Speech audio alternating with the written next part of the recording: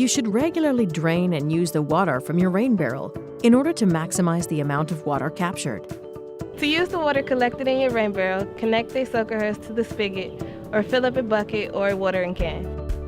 If a large rain event is forecasted, drain your barrel beforehand to maximize rainwater capture during the storm.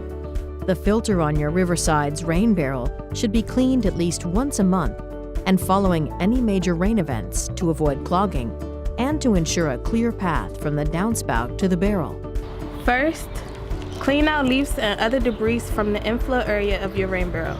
To clean the filter inside the barrel, twist the cap of the diverter box and pull the filter sock all the way out.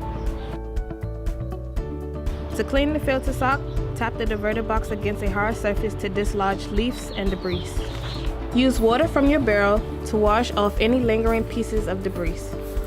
Once the filter is clean, replace the diverter box, guiding the filter sock through both openings of the barrel before completely sliding the diverter box in. If you need to replace your rain barrel's filter or want some tips to improve the efficiency of water usage, check the maintenance resources we have on our website.